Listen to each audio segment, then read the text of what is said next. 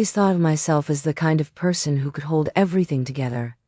Life wasn't perfect, but I made it work. I was the woman who smiled at her neighbors, the mother who baked cookies for school fundraisers, the wife who stood by her husband. But sometimes perfection is nothing more than a facade, and cracks in the foundation can go unnoticed until they're too big to ignore. That night, as I stood at the kitchen sink rinsing off the dinner plates, I felt it again. The ache, not physical, but the kind of emptiness that settles deep inside you, the kind that no amount of routine can fix. The house was quiet except for the low hum of the dishwasher, and the soft glow of the under-cabinet lights cast a warm haze over the room. But it didn't feel warm. It felt cold, empty, just like me. When my husband Mark walked in, he barely glanced my way. He muttered something about a late work call and disappeared into his office. I didn't expect much more. It had been like this for months. Short conversations, distracted nods, and growing distance that neither of us acknowledged. I told myself it was just a phase. Marriage wasn't always passionate or exciting, right? It ebbed and flowed. And this was just one of those times where we were caught in the tide. But deep down, I knew it wasn't that simple. Mark had become a stranger to me. And worse, I'd become a stranger to myself. It was then, as I stood there lost in my thoughts, that I heard his voice. "You shouldn't have to do all of this alone, Claire." I turned to see him leaning against the doorway, his arms crossed casually, a warm, familiar smile on his face. Mark's father, Richard. He had always been charming, the kind of man who made people laugh at parties without trying too hard.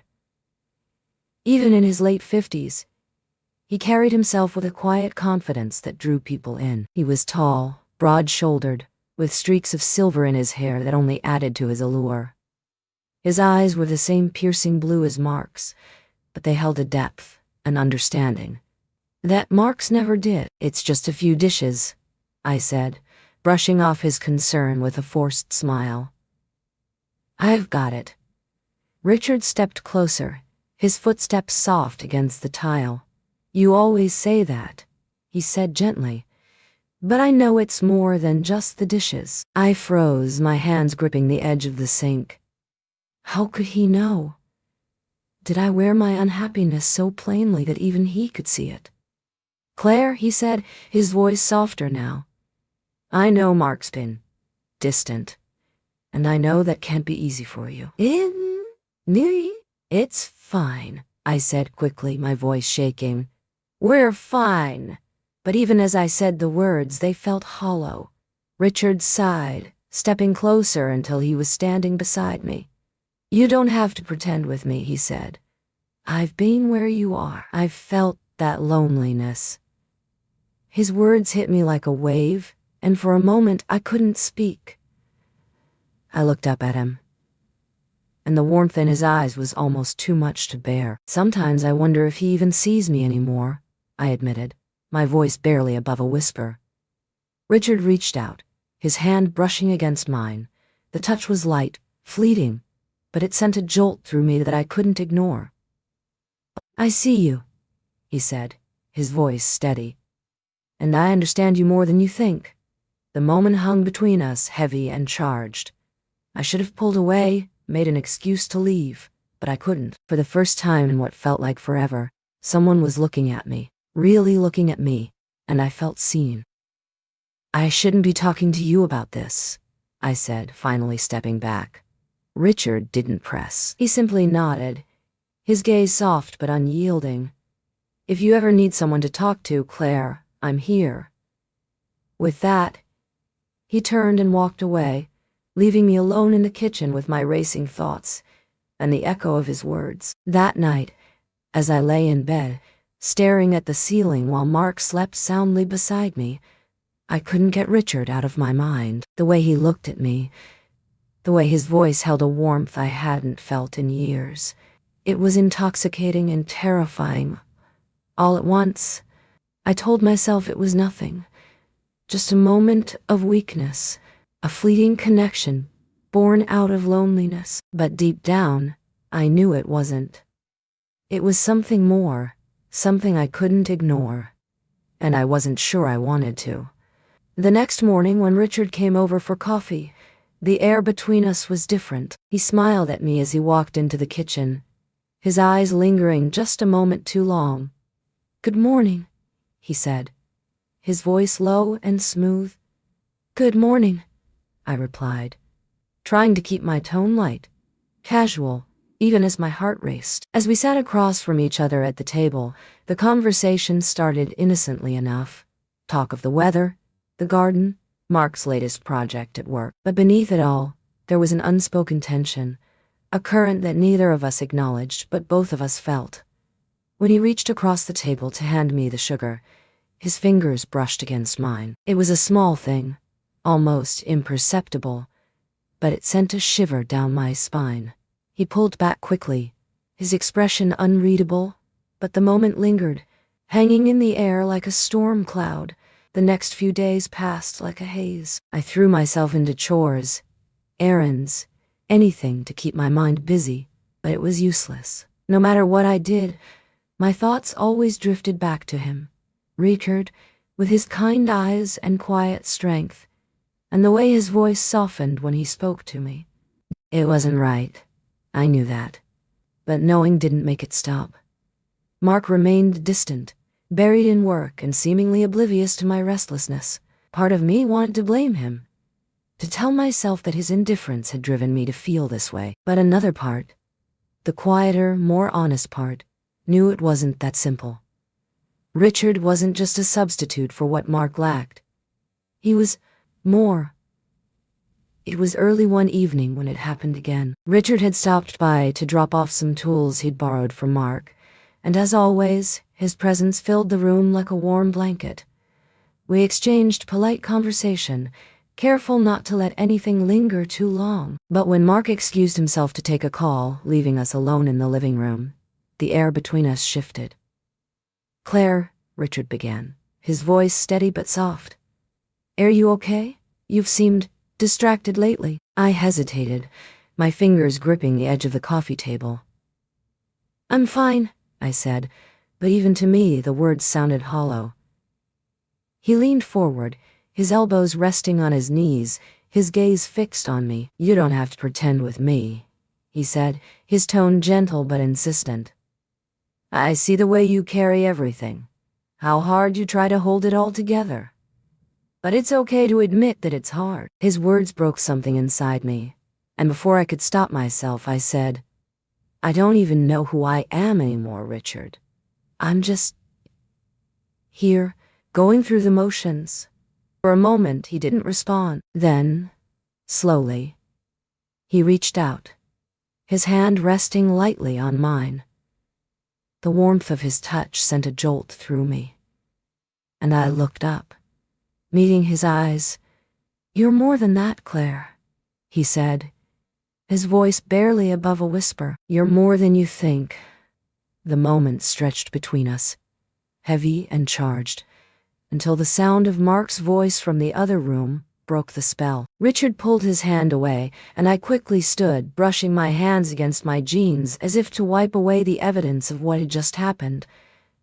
"I should get going," Richard said, his tone casual, but his eyes held something else, something deeper. "Thank you for bringing the tools," I replied, my voice steadier than I felt. He nodded, giving me a small smile before turning and walking toward the door.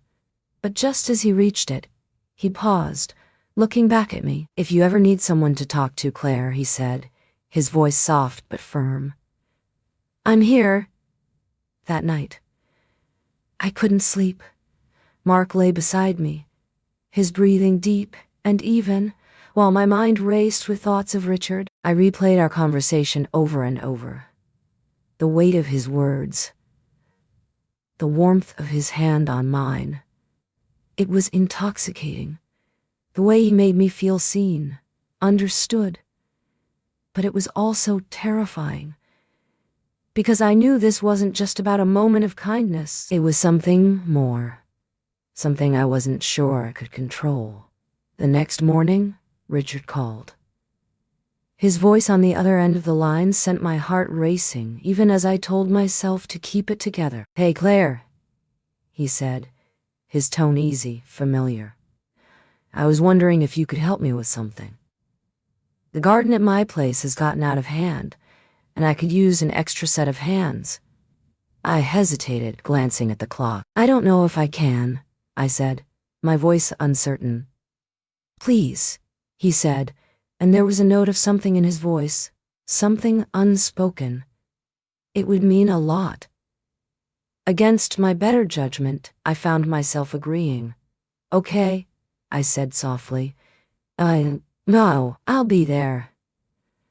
When I arrived at his house later that afternoon, the sun was high in the sky, casting a golden light over the yard.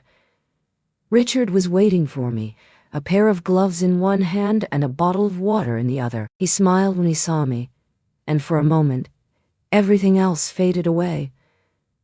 "Thanks for coming," he said, handing me the gloves. "I promise it won't be too hard." We worked side by side in the garden, pulling weeds and trimming overgrown bushes. The conversation flowed easily, and for a while, it felt normal, like we were just two people enjoying a sunny day. But as the hours passed, the tension between us began to build again, unspoken, but undeniable. At one point, as I reached for a particularly stubborn weed, Richard's hand brushed against mine. I froze, the contact sending a shiver up my spine. He didn't pull away, and neither did I. Instead, he turned to look at me, his eyes searching mine. "Claire," he said softly, his voice barely more than a whisper. "I need to tell you something." I held my breath, my heart pounding in my chest. "What?" I asked, my voice trembling. "I think about you," he admitted, his words hanging in the air between us. More than I should. The world seemed to stop in that moment, and I didn't know what to say. Part of me wanted to run, to pretend I hadn't heard him. But another part, the part I was too afraid to admit existed, wanted to stay. "Richard," I began, but my voice faltered. He reached out then, his hand brushing against my cheek, and for a moment, I let myself lean into his touch. It was brief, fleeting, but it was enough to change everything. "I'm sorry," he said, pulling his hand away. "I shouldn't have said that." "No," I said quickly, my voice shaking. "Don't apologize." The words were out before I could stop them, and as they hung in the air, I realized there was no going back. This was no longer just a fleeting thought, or a passing moment. It was real, and it was only the beginning. The next time I saw Richard, it wasn't planned. Or at least, that's what I told myself. Mark had gone away for a weekend work retreat, and the house felt too quiet, too empty. I told myself I needed fresh air, a change of scenery, so I went for a walk. Somehow that walk led me to Richard's driveway.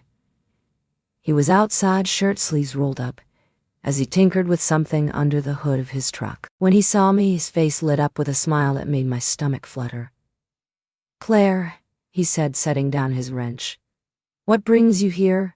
"I was just walking," I replied, feeling the weight of his gaze. "Thought I'd stop by and say hello." He wiped his hands on a rag and nodded toward the porch. "Well, come on then. Let me get you something to drink." We sat on the porch, the late afternoon sun casting long shadows across the yard. Richard handed me a glass of lemonade, his fingers brushing mine as he did. It was such a small gesture, but it sent a shiver down my spine. "You've been on my mind," he said suddenly, his voice low. I looked at him, my heart pounding. "Richard, we can't." "I know," he interrupted, his eyes steady on mine. "I know we shouldn't, but I can't stop thinking about you, Claire. The way you laugh, the way you light up a room, the way you make me feel like I'm alive again." His words hung in the air, and I felt my resolve slipping. "This isn't fair," I said, my voice trembling. to Mark, to any of us. It's not about fair, he said, leaning closer. It's about what feels right. Before I could respond, he reached out, his hand brushing against mine. His touch was warm, steady, and I felt myself leaning into it before I could stop. He cupped my cheek, his thumb tracing a slow, deliberate path along my jawline. I shouldn't feel this way, I whispered, my voice barely audible. But you do, he said, his breath warm against my skin. Don't you? I didn't answer, but I didn't pull away either. Instead, I let myself get lost in the moment. The way his touch made my heart race. The way his presence made me feel seen in a way I hadn't in years. He leaned in then, his lips brushing mine in a kiss that was soft, tentative, but filled with a yearning that made my knees weak. I didn't stop him. I couldn't. The warmth of his touch, the taste of the lemonade still on his lips. It was intoxicating, overwhelming, and I didn't want it to end. But when he pulled back, reality came crashing down around us. We shouldn't have done that, I said, stepping away. I know, he replied, his voice heavy with regret. But I don't regret it. I left in a rush, my thoughts a whirlwind of guilt and desire. I told myself it was a mistake, that it would never happen again, but deep down, I knew better. The next day, Richard called. I hesitated before answering, but the sound of his voice on the other end of the line made my resolve crumble. "Can I see you?" he asked, his tone soft but insistent. "Richard, I don't think that's a good idea," I replied, though my voice lacked conviction. "Please," he said, I need to talk to you." Against my better judgment, I found myself agreeing. "Okay," I said quietly, "but just to talk." When I arrived at his house, the air between us was heavy with unspoken tension. He opened the door, and for a moment, neither of us said anything. Then, without a word, he pulled me into his arms. "I can't stop thinking about you," he murmured, his hands resting on my waist. "I don't want to stop." "Richard," I began, but he silenced me with a look. "Just tell me one thing," he said, his eyes searching mine. "Do you feel it too?" I hesitated, my heart pounding. "Yes," I admitted, my voice barely above a whisper. "I do." The confession hung in the air, and for a moment, neither of us moved. Then he leaned in, his lips finding mine in a kiss that was deeper, more urgent than before. His hands moved to my back, pulling me closer, and I felt myself melting into him. When we pulled apart, his forehead rested against mine, his breath warm against my skin. "I want to show you something," he said, taking my hand. He led me to the kitchen, where he opened a bowl of strawberries he'd been saving. "Here," he said, holding one out to me. "Something sweet." I took the strawberry, the juice bursting on my tongue as he watched me with a look that made my cheeks flush. He reached for another, this time holding it to my lips. "Let me," he said softly. I let him feed it to me, the intimacy of the moment making my heart race. His fingers lingered on my lips, and I felt a warmth spread through me that I couldn't ignore. The rest of the evening passed in a blur of stolen touches and quiet confessions. By the time I left, the line between us had been crossed, and there was no going back. I told myself it was a mistake, that it would end here. But as I drove home, the taste of strawberries still lingering on my lips, I knew I was lying to myself. This wasn't just a moment of weakness. It was something more. And it was only a matter of time before it all came crashing down. The days that followed were a whirlwind of stolen moments and quiet tension. Richard and I didn't speak of what had happened, not directly. Instead, we let our actions speak for us. A lingering glance, a brush of hands in passing, the way his voice softened when he said my name. It was intoxicating and terrifying, all at once. Mark was still away for his work retreat, and the house felt emptier than usual. I went about my routine, cleaning, grocery shopping, answering emails, but everything seemed muted, as if my life had shifted into a strange, dreamlike state. And at the center of it all was Richard. It wasn't long before he called again. His voice was warm, familiar, and it sent a rush of both guilt and excitement through me. "Claire," he said, his tone low, "I need to see you." I hesitated, my fingers gripping the edge of the counter.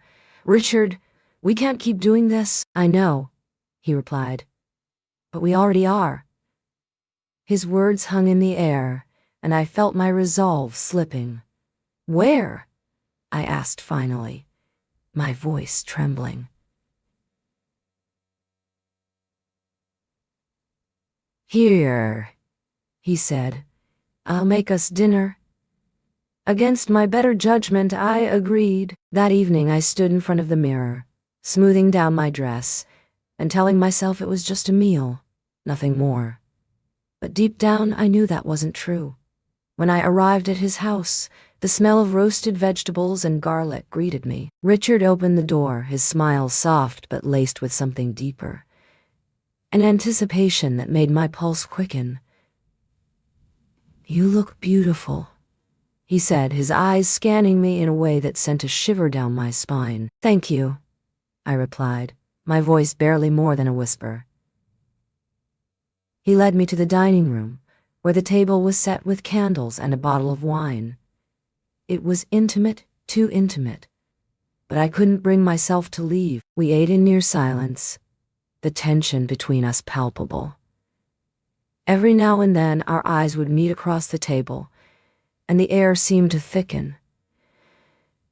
After dinner, we moved to the living room. The fire crackled softly, casting flickering shadows across the walls. Richard poured us each a glass of wine, and we sat on the couch, the space between us smaller than it should have been. "Claire," he said, his voice steady but soft, "I don't want to complicate your life, but I can't stop how I feel." I looked at him, my heart pounding. "This isn't fair to Mark," I said, though my voice lacked conviction. "I know," he replied, reaching for my hand, "but it doesn't change the fact that I care about you. Deeply." His hand was warm against mine, his touch sending a jolt through me. I should have pulled away, but instead I let him lace his fingers with mine. The intimacy of the gesture was overwhelming, and I felt tears welling in my eyes. "Why me?" I asked, my voice trembling. "Because you deserve to be seen," he said simply. "And because I see you." The words broke something inside me, and before I could stop myself, I leaned in, pressing my forehead against his. His breath hitched, and I felt his hand move to my cheek, his thumb brushing away a stray tear. The kiss that followed was inevitable. It was slow, deliberate, filled with a longing that neither of us could deny. His hands moved to my shoulders, then slid down my arms, pulling me closer. I felt his warmth envelop me, and for a moment, all the guilt and fear melted away. But it didn't stop there. Richard's touch grew bolder, his hands exploring with a care that made my heart race. He reached for the fruit bowl on the table beside us, picking up a ripe peach. "Here," he said, holding it out to me with a small smile. "Something sweet." I took a bite, the juice running down my fingers, and he leaned in to catch it with his lips. The intimacy of the moment was overwhelming, and I felt myself giving in completely. Time seemed to blur after that. The firelight danced across the room as we moved together, our actions fueled by an unspoken understanding. Every touch, every whispered word, pushed us further across the line we had already crossed. It wasn't just physical. It was emotional, a connection that felt as natural as it was forbidden. When the night ended, I lay in his arms, the weight of what we'd done pressing heavily on my chest. Richard brushed a strand of hair from my face, his expression unreadable. "Do you regret it?" he asked softly. I hesitated, the truth weighing heavily on my tongue. "I don't know," I admitted, "but I know I can't stop." His gaze was steady, his hand resting gently on my back. "Neither can I." As I drove home that night, the world outside seemed distant, unreal. The taste of peaches still lingered on my lips, and the memory of his touch was etched into my skin. I told myself this couldn't continue, that it had to end. But deep down, I knew it wouldn't, because this wasn't just an affair. It was something deeper, something I couldn't escape. And the closer we got, the harder it would be to hide. The days that followed were a tangled web of secrecy and stolen moments. Each glance, each whispered word between Richard and me carried a weight that felt impossible to bear. And yet, I couldn't stop. I didn't want to. The pull between us was magnetic, irresistible, and as dangerous as it was thrilling. Mark came home from his work retreat, and I tried to slip back into the rhythm of our life together. I cooked his favorite meals, asked about his projects, and even pretended to laugh at his tired jokes. But every moment I spent with him, I felt the shadow of Richard looming over me. Guilt coiled tight in my chest, yet it couldn't overpower the memory of Richard's touch or the way he made me feel truly seen. It was a rainy evening when everything came to a head, the kind of night where the world feels smaller, quieter, like it's holding its breath. Mark had gone to visit a friend, leaving me alone in the house. I told myself I'd enjoy the solitude, maybe read a book or take a long bath. But when Richard called, his voice low and urgent, I didn't hesitate. "I need to see you," he said, the rain audible in the background. "Please, Claire. Come over," I replied, before I could think better of it. When he arrived, the rain had soaked through his shirt, the fabric clinging to his broad shoulders. He looked at me with an intensity that made my breath catch, and before I could say a word, he stepped inside and closed the door behind him. "I couldn't stay away," he said, his voice raw. "I know," I whispered, my hands trembling as I reached for him. The kiss was immediate, urgent, as if we were both afraid of wasting even a second. His hands moved to my waist, pulling me closer, and I felt the dampness of his clothes against my skin. There was no space between us, no hesitation, just need. We moved to the kitchen, the sound of the rain outside blending with the soft hum of the refrigerator. Richard's hands found their way to my hips, his grip firm but careful, as if he were afraid I might break. He leaned down, his lips brushing against my neck, and I felt a shiver run through me. On the counter, a bowl of fruit caught his eye. He reached for a banana, peeling it slowly, his gaze never leaving mine. "Here," he said, his voice low and teasing. "Something sweet."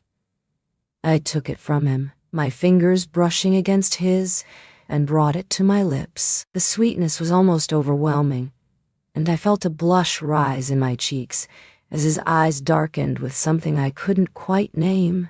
"You're beautiful," he murmured, his hand reaching to tuck a strand of hair behind my ear. "Do you know that?" We moved together as if drawn by some unseen force, the tension between us reaching a fever pitch. His hand slid down my back, exploring every curve with a reverence that made my heart race. I felt his fingers graze my peaches, his touch both careful and deliberate, and I let out a breath I hadn't realized I was holding. He pulled me closer, his lips finding mine again, and I felt the weight of everything we were risking. But in that moment, nothing else mattered. Not the rain, not Mark, not the consequences, only us. The night stretched on, each moment more intense than the last. The sound of the rain outside was a constant backdrop, a reminder of the world we were shutting out. Richard's touch was everywhere, steady, deliberate, and impossibly gentle. He reached for a strawberry from the fruit bowl, holding it to my lips with a small smile. "Try this," he said, his voice soft. I did, the sweetness mingling with the heat between us, and he leaned in to kiss the corner of my mouth where a drop of juice lingered. It was such a small, intimate gesture, but it made my heart ache in a way I couldn't explain. When the rain finally stopped, we sat together on the couch, the fire casting flickering shadows on the walls. Richard's arm was draped over my shoulders, his fingers tracing lazy circles on my skin. I leaned into him, my head resting against his chest, and for the first time in weeks, I felt at peace. But that peace was short-lived. The sound of the front door opening shattered the quiet, and I bolted upright, my heart pounding. Mark's voice echoed through the house, cheerful and unaware. "Claire? You won't believe the story Dave told me tonight." I turned to Richard, panic flooding my veins. He stood, his face pale, and whispered, "I'll go out the back." But before he could move, Mark appeared in the doorway, his eyes narrowing as he took in the scene. His gaze shifted from me to Richard, and realization dawned in his expression, like a thunderclap. "What the hell is going on here?" he demanded, his voice shaking with anger. I opened my mouth to respond, but no words came. The truth hung in the air, unspoken but undeniable. That night, everything fell apart. Mark's rage was explosive, his accusations cutting deeper than I thought possible. Richard tried to explain, to take the blame, but it didn't matter. The damage was done. As the storm outside began to subside, I stood alone in the living room, the echoes of Mark's shouts still ringing in my ears. The taste of strawberries lingered on my lips, a bittersweet reminder of everything I had lost. And as the rain finally stopped, I realized the truth. There was no going back, only forward.